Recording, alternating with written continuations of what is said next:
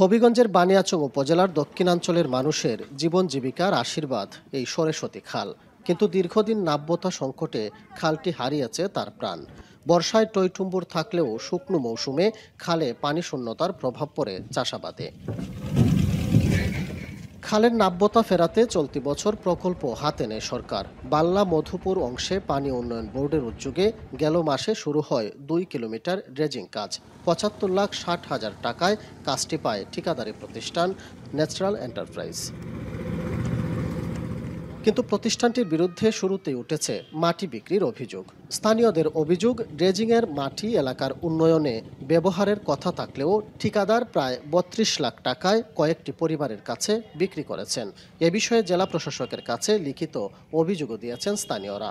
টাকার বিনিময়ে মাটিটা বিক্রি হচ্ছে, তা আমরা প্রশাসনের কাছে এটাই আমরা আবেদন, তারা যেন এটা একটু নজরে নিয়ে। ফসল দিয়ে আনতে গাড়ি ঘোড়ার অসুবিধা হয়, এটা বান্ধে মাঝে যদি মাটিটা ফরা হয় তাহলে ভালো হয়। মাটিটা বিক্রি না করেছি, সরকারি মাটি সরকারি জায়গাত সরকারি খাজে ফালাক, আমরা দশের লাভ হইব।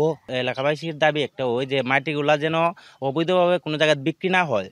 সরেজমিনে দেখা যায় ড্রেজিং এলাকা থেকে 1 কিলোমিটার দূরে কিছু জায়গা নিয়ে ফেলা হচ্ছে খাল থেকে উত্তোলিত মাটি। সেই মাটিতে স্থানীয় 41টি পরিবার ভিটা নির্মাণ করছেন। প্রথমে মাটি কেনার বিষয়টি স্বীকার করলেও ক্যামেরার সামনে বিষয়টি এড়িয়ে যান ক্রেতারা। এটা আমাদের সঙ্গে কোনো চুক্তিবদ্ধ হয় নাই, আর এরকম চুক্তিবদ্ধ হইলে তো আমরা টাকা পয়সা দেওয়ার মতো কোনো লোক না, কারণ আমাদের তো আসলে বাঁচিও খাইতাম পারি না। তারা বলছে যে আমরা তো মাটিটা কোনো না কোনো জায়গায় দিতে হবে, এই হিসেবে আপনারা যখন গরিব মানুষ, তাই আমরা আপনারা এই বাড়িটা এই বান্ধা দেওয়া যায়। এদিকে ন্যাচারাল এন্টারপ্রাইজের কাছ থেকে কাজটি শেষ করার দায়িত্ব নিয়েছে হানিফ এন্টারপ্রাইজ। মাটি বিক্রির বিষয়ে জানতে চাইলে উত্তেজিত হয়ে ওঠেন ঠিকাদার। পরে সাংবাদিককে মাটি দিয়ে ম্যানেজ করার প্রস্তাব দেন তিনি। সাংবাদিক কাম হইলো কি জ্বালান না কারণ কষ্ট দেওয়া। আমি ওদেরকেও জিজ্ঞেস করছি যে ভাই যদি বিক্রি করে থাকো তাহলে এইসব জবাব দাও। আপনার যদি কোনো মাটি লাগে আপনি বলেন, আমি আপনার ওইখানে ওনাদেরকে বলেন, ওনাদের যার যার মাটি লাগবে, আমি তো আমার মাটি কাটার ডিউটি 2 কিলো কাটবো, এখন মাটি লাগলে আমি মাটি দিচ্ছি। অন্যদিকে পানি উন্নয়ন বোর্ড বলছে সরকারি প্রকল্পের মাটি বিক্রি আইনত অপরাধ। অভিযোগ প্রমাণিত হলে নেওয়া হবে কঠোর ব্যবস্থা।